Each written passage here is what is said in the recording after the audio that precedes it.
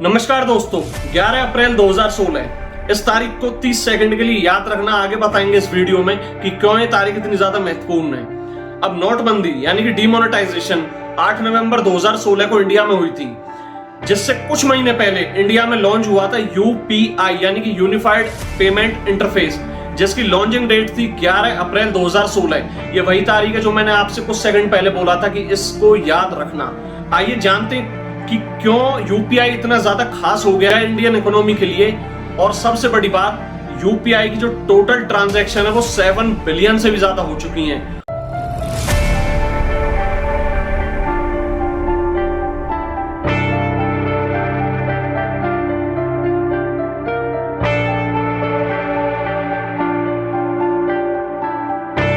और दोस्तों, अमेरिका और चाइना जैसी डेवलप्ड और super major economic power countries क्यों इस यूपीआई के खिलाफ होती जा रही हैं।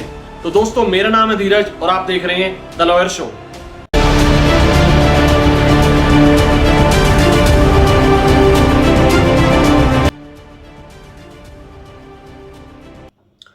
अब पहले जानते हैं कि concept of UPI in India, यानी कि इंडिया में यूपीआई को क्यों लाया गया। अब यूपीआई जो कि एनपीसीआई के थ्रू लॉन्च हुई थी इंडिया में, जिसका मेजर मोटिव यह था कि इंडिया में पहले अगर आप क्रेडिट कार्ड यूज करते होंगे या फिर कोई भी डेबिट कार्ड या क्रेडिट कार्ड यूज करते होंगे तो उनमें मास्टर कार्ड, वीजा, मैस्ट्रो ऐसा कुछ लिखा दिखाई देता होगा अपने कार्ड्स पे। अगर आप पे पहले पुराने कार्ड पड़े हो तो आप उन पर जाकर देख लेना। अब उनमें एक्चुअली में होता क्या था, सपोज कीजिए आप किसी शॉपिंग मॉल में शॉपिंग करने गए, आपके पास मास्टर कार्ड या वीजा कार्ड है। अगर आपने वहां पर 10,000 की, 20,000 की शॉपिंग की तो उस पर आपको कुछ चार्ज देना पड़ता था, यानी कि ट्रांजैक्शन चार्ज, जो कि वो कंपनियां, मास्टर कार्ड, वीजा जो कंपनीज हैं वो आपसे चार्ज करती थी उस आपके बिल पर। अब इंडियन सिटीजन्स को ऐसा लगा कि हमारे ही पैसे, हम अपने लिए ही शॉपिंग कर रहे हैं, हमारे ही पैसे हैं, इस पर भी हमें चार्ज देना पड़ रहा है, तो क्यों ना इन कार्ड का यूज ही कम कर दिया जाए। तो धीरे धीरे इंडिया में से डिजिटल इकोनॉमी साइडलाइन होती चली गई, जिसका मुख्य और मेन कारण यही था कि जो मास्टर कार्ड, वीजा थे वो चार्ज इतना ज्यादा लगाने लगे थे कि इंडियन जो लोकल सिटीजन्स हैं वो ये सोचने लगे कि हम इन कार्डों को यूज करना ही बंद कर देते हैं। फिर इंडियन गवर्नमेंट ने सोचा, और खासकर कि एनपीसीआई ने, कि क्यों ना कुछ ऐसा सिस्टम या फिर ऐसा इंटरफेस बनाया जाए जिसके वजह से हमारे जो इंडियन सिटीजन्स है वो लोकल करेंसी में ट्रेड करें और उन्हें कोई भी चार्ज ना देना पड़े। तब ये कंसेप्ट लाया गया कि क्यों ना यूपीआई, यूनिफाइड पेमेंट इंटरफेस, ये एक तरीके से स्विफ्ट का ही अल्टरनेट बोल सकते हो आप इसे। स्विफ्ट पूरे वर्ल्ड का बैंकिंग सिस्टम है और यूपीआई हमारे इंडिया में चलता है। तो यूपीआई को लॉन्च किया गया 11 अप्रैल 2016 को, जिसने बिल्कुल एक तरीके से गेम चेंज कर दिया इंडियन इकोनॉमी का।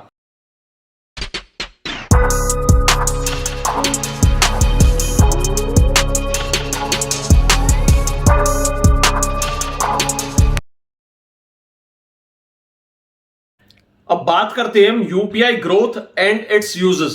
अब यूपीआई जब 11 अप्रैल 2016 को लॉन्च हो गया था, शुरुआत के कुछ महीने में इसने इतनी ज्यादा ग्रोथ नहीं पकड़ी थी, लेकिन जब नोटबंदी हुई थी और कैश फ्लो इंडियन इकोनॉमी में से धीरे धीरे कम होता चला गया, तो लोगों ने सोचा क्यों ना डिजिटल पेमेंट्स को यूज किया जाए। इसकी वजह से इंडियन इकोनॉमी में जो डिजिटल पेमेंट्स की वो एकदम बूम आ गई। और उसके बाद धीरे धीरे यूपीआई ने तो मानो जैसे पंख लग गए और यूपीआई ने बिल्कुल कैश को एक साइडलाइन कर दिया इंडियन इकोनॉमी में से। और आज के टाइम में डेली 22 करोड़ लोग यूपीआई को यूज करते हैं। इतना ज्यादा यूज हो चुका है इंडियन इकोनॉमी में आज के टाइम में इसका। अब बात करते हैं यूपीआई एक्सेप्टेंस इन वर्ल्ड। अब यूरोपियन यूनियन और यूरोपियन कंट्रीज के 30 ऐसे देश जो कि राजी हो गए हैं कि अपने यहां पर अगर मान लो इंडियन कोई टूरिस्ट बनकर वहां जाता है विजिट करने, तो वो वहां पर यूपीआई पेमेंट को एक्सेप्ट करेंगे। अब इससे होगा क्या, हमें एक तो इंटरनेशनल कार्ड बनवाना नहीं पड़ेगा, और हमारे जितने भी यहाँ के टूरिस्ट बनकर जाएंगे लोग, हमारे जो सिविलियंस इंडियंस हैं, उनको बहुत ज्यादा इजीली अपने सेविंग अकाउंट में से डायरेक्टली वहां पर पैसा ट्रांसफर कर देंगे, जिसकी वजह से उन्हें एक्स्ट्रा कैश ले जाने की या फिर कोई अलग से इंटरनेशनल क्रेडिट कार्ड बनवाने की कुछ ज्यादा टेंशन होगी नहीं। अब बात आती है UPI is best in terms of sanctions. अब जैसा कि रशिया यूक्रेन वॉर में पूरी दुनिया ने नोटिस किया था कि यूएसए ने रशिया पर सैंक्शन लगा दिए और वेस्टर्न कंट्रीज ने रशिया को स्विफ्ट सिस्टम से बाहर निकालकर फेंक दिया। अब स्विफ्ट सिस्टम से बाहर निकलने के बाद रशिया की इकोनॉमी को एक बार बहुत ज्यादा शॉक लगा था, क्योंकि जब आप किसी चीज को, मान लो आप डेली एक रास्ते से जा रहे हो और एक दिन वो रास्ता बंद हो जाए, तो आपको उस दिन जरूर दिक्कत होगी, क्योंकि आपको कोई दूसरा रास्ता पता नहीं है और वो रास्ता बंद हो चुका है। तो आप कैसे अपनी मंजिल तक पहुंचोगे? तो अगर मान लो मैं किसी को पैसे दे रहा हूं और स्विफ्ट सिस्टम बंद कर दिया, तो मेरे पैसे वहां तक कैसे जाएंगे जबकि मेरे पास कोई दूसरा पेमेंट सिस्टम है ही नहीं। तो अगर ऐसी कोई कंडीशन इंडिया के सामने फ्यूचर में आती है, स्विफ्ट से इंडिया को बाहर कर दिया जाता है, तो यूपीआई हमारे लिए लाइफ सेवियर होगा, क्योंकि अगर यूपीआई हमारे पास है तो हम इजीली वे ऑफ ट्रांजैक्शंस कर पाएंगे अपने फ्रेंडली कंट्रीज के साथ। तो इसमें जो भी कंक्लूजन है, पीओवी, वो यही है कि यूपीआई बहुत जरूरी है आज के टाइम में इंडियन इकोनॉमी के लिए। और सिर्फ इसी दिक्कत की वजह से चाइना और यूएस से इतने ज्यादा चिड़े हुए हैं यूपीआई से, क्योंकि अगर इंडिया ने इतना ज्यादा सिक्योर और इतना सेफेस्ट बड़ा पेमेंट सिस्टम बना लिया है, तो इंडिया को कैसे ब्लैकमेल किया जाएगा आगे चलकर सैंक्शंस में। तो दोस्तों, ये थी मेरी वीडियो। अगर आपको वीडियो अच्छी लगी है तो प्लीज लाइक करें, मेरे चैनल को सब्सक्राइब करें और हाँ, कमेंट में जरूर जाकर बताएं कि क्या और अच्छे पेमेंट सिस्टम या फिर इस यूपीआई में क्या और अच्छी सरकार पहल कर सकती है, यानी कि कोई और नया इंटरफेस ला सकती है इसमें। और नेक्स्ट वीडियो तक के लिए स्टे ट्यून्ड।